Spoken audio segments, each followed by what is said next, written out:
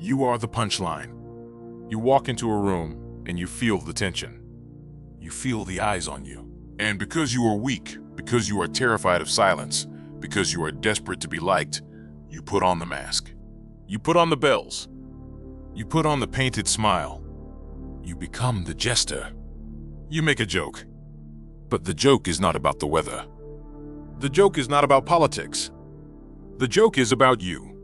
"Oh, I'm such an idiot," you say, laughing nervously as you spill a drop of coffee. "I'm hopeless with technology," you giggle as you struggle with a projector. "I'm a disaster today," you announce to a room full of people who are competing with you for resources. And you hear it. The laughter. They laugh with you, you tell yourself. You feel a momentary rush of relief. The tension is broken. You have been accepted by the tribe. But you have not been accepted as a leader. You have been accepted as a mascot. You have been accepted as the court fool. And later, when the laughter dies down, when the promotions are handed out, when the respect is distributed, you are forgotten. Or worse, you hear them using your own jokes against you. "Oh, don't give that project to him. He said himself he's a disaster. She admits she's an idiot. Why would we listen to her?" You feel betrayed. You feel small. You feel a cold knot of resentment tightening in your gut. You ask yourself, why do they treat me like this? I was just being humble. You were not being humble. You were being suicidal. You handed them a loaded gun, pointed it at your own head, and pulled the trigger for their amusement. And you are surprised that they stepped over your body to get to the throne? It is time to take off the bells. It is time to wipe off the paint. It is time to kill the jester. Today, we perform surgery on your tongue. We are going to cut out the self-deprecation that is poisoning your reputation. We are going to discuss the jester's curse. You have been infected. Society has fed you a poison and told you it is medicine. They told you, don't take yourself so seriously. They told you, self-deprecation shows confidence. They told you, if you can laugh at yourself, you are relatable. Humility is a virtue. Nobody likes an arrogant jerk. This is the propaganda of the slave class. This is a lie invented by the mediocre to drag the exceptional down to their level. Think about it. Who benefits when you lower your status? Who benefits when you announce your incompetence to the world? Your competitors benefit. Your enemies benefit. The people who want to feel superior to you benefit. By insulting yourself, you are doing their work for them. You are saving them the effort of destroying you. You believe that by lowering yourself, you are making others feel comfortable. And you are right. You make them feel very comfortable. You make them feel comfortable treating you like garbage. You make them feel comfortable ignoring your opinion. You make them feel comfortable underpaying you. Is that the comfort you want to provide? Do you want to be the soft cushion upon which others rest their feet? Society tells you that the opposite of self-deprecation is arrogance. This is a false dichotomy. The opposite of self-deprecation is not arrogance. It is sovereignty. It is the quiet, unshakable belief in your own value. It is the refusal to negotiate your worth in the marketplace of conversation. The lie tells you that the jester is loved. And perhaps he is. But the jester is never followed. The jester is never feared. And in the Machiavellian world, if you are not respected, you are already dead. Let us strip away the niceties and look at the cold, hard mechanics of human psychology. Let us consult the ghost of Niccolo Machiavelli. If you mock yourself, you save your enemies the effort. Words are not just air. Words are spells. Words are code. When you speak, you are programming the reality of those around you. The human brain is a lazy machine. It does not want to do a deep forensic analysis of your character. It relies on heuristics. It relies on the labels you place upon yourself. If you label yourself clumsy, the brain says, okay, file him under clumsy. If you label yourself stupid, the brain says, okay, file her under unintelligent. You are painting a target on your back and handing out the arrows. You think you are being ironic. But the subconscious mind does not understand irony. The subconscious mind deals in absolutes.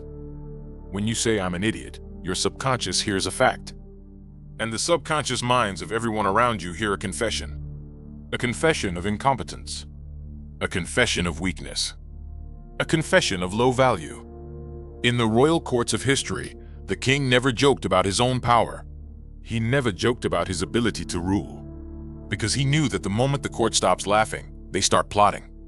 If the king says, "I have no idea what I'm doing," the generals start sharpening their swords. You are the king of your own life. Or at least you should be.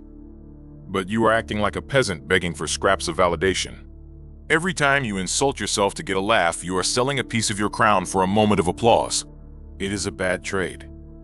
It is the trade of a beggar. You are signaling high agreeableness and low dominance. In the animal kingdom, this is the posture of the prey.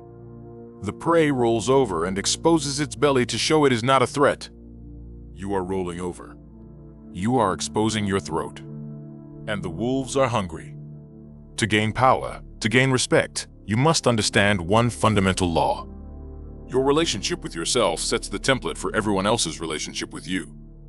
If you disrespect yourself, you legalize disrespect. If you mock yourself, you legalize mockery. You must revoke this license. You must burn the permit. You must become impenetrable. We are going to rewire your linguistic programming. We are going to install a firewall in your brain that blocks self-insults before they reach your lips. We are going to implement the iron irony rule. This is not about being humorless. This is not about being a robot. This is about being surgical with your humor. You can mock the world. You can mock the situation. You can mock the absurdity of existence. But you never ever, under any circumstances, mock your own core value. Here are the laws of the iron irony. Law number 1, the prohibition of character assassination. You must distinguish between behavior and character. Most people conflate the two. They drop a glass, behavior, and say, "I am clumsy," character. They make a math error, behavior, and say, "I am stupid," character. This is a fatal error. You must never attach a negative adjective to the words "I am." "I am" is the most powerful command in the universe.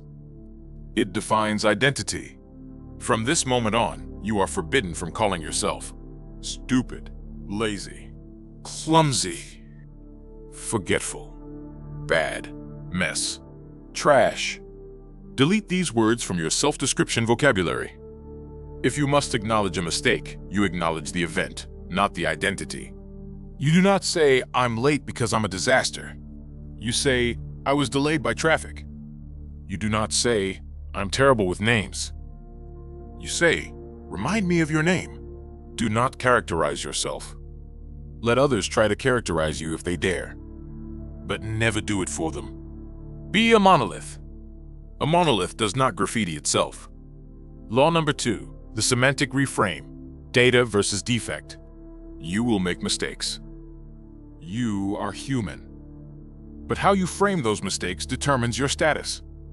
The jester frames mistakes as defects. "Look at me, I'm broken, isn't it funny?" The strategist frames mistakes as data. "Look at that result, it is interesting, let us adjust." When you screw up a presentation, "Old, you, God, I totally butchered that, I'm such a nervous wreck." New you, that section didn't land as intended. I will adjust the pacing next time. Do you hear the difference? The first one is a plea for pity. The second one is a statement of a professional engineer fixing a machine. Reframing errors as data points makes you look objective. It makes you look in control, even when things go wrong. It signals that you are not emotionally unraveling, you are analytically processing. That was an interesting miscalculation. We have discovered a way that does not work. The outcome was suboptimal. Use clinical detached language. This separates your ego from the failure. It protects the core. It tells the audience, "I am observing the failure. I am not of the failure." Law number 3, the situational armor, humor direction. You can still be funny, but you must change the target of the joke. Do not aim the gun at your head. Aim the gun at the situation. If you trip and fall in front of a crowd, The jester says, "I'm so clumsy, I can't walk in a straight line." The strategist says, "Who put that gravity there?" Or, "The floor needs inspection." Or, simply, "Nothing." Stand up, brush yourself off, continue. By directing the humor outward, you maintain your status. You acknowledge the absurdity of the moment without accepting the blame for it. You become the observer of the comedy, not the victim of it. If you are in a chaotic meeting, do not say, "I'm so confused, I'm lost." Say, "This agenda is becoming abstract." Mock the chaos. Mock the entropy. But remain the calm center of the storm. The king can laugh at the rain, but he does not call himself wet. Law number 4, the silence of the king, killing the giggle. We discussed the nervous smile in previous sessions. Here, we discuss the nervous giggle. You giggle after you speak to soften your authority. You make a statement, and then you chuckle. "I think we should go this way, haha." "No, I don't want that, hee. Stop it. It is repulsive. It is the sound of a child afraid of being scolded. You must embrace the silence of the king. Make your statement, and then silence. Let the period at the end of your sentence be a brick wall. Do not soften it with a laugh. Do not dilute it with a joke. "I think we should go this way." Silence. "No, I don't want that." Silence.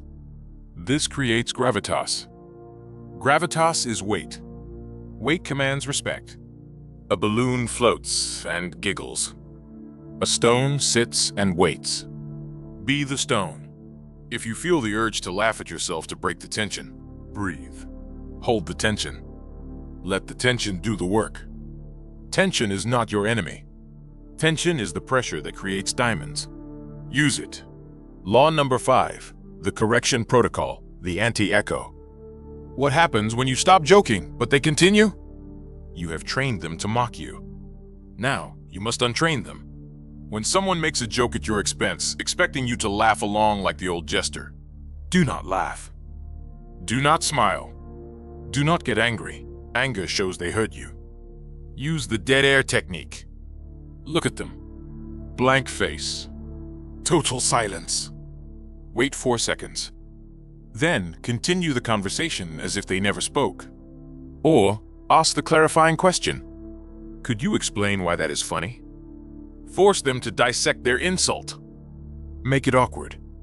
Make it painful for them. Do not reward their disrespect with your laughter. Punish it with your silence. They will learn quickly. They will learn that the jester has left the building. And in his place, a judge has arrived. What happens when you apply the iron irony rule? What happens when you kill the jester? At first, people will be confused. "You've changed," they will say. "You're so serious now. Where's the fun guy?" They will miss the clown, because the clown made them feel superior. But soon, the dynamic will shift. The laughter will stop, but the listening will begin. When you speak, they will listen, because you are no longer undercutting your own words. Your competence will shine, because you are no longer hiding it under a bushel of self-insults. You will feel a new sensation in your chest. Pride. Not the arrogant pride of a narcissist, but the quiet, solid pride of a man or woman who protects their own name. You will walk into a room and feel armored. You are no longer naked. You are no longer bleeding for their amusement.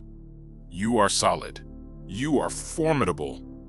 And you will realize that being relatable was a trap. You don't want to be relatable to the average. You want to be aspirational to the exceptional. The jester is relatable. The king is aspirational. Choose your avatar. Most of you will not do this. You are too addicted to the easy laugh. You are too afraid of being seen as stuck up. You use self-deprecation as a crutch because you're afraid to stand on your own 2 feet. You will watch this video, and 10 minutes later, you will call yourself an idiot because you dropped a pen. And you will laugh.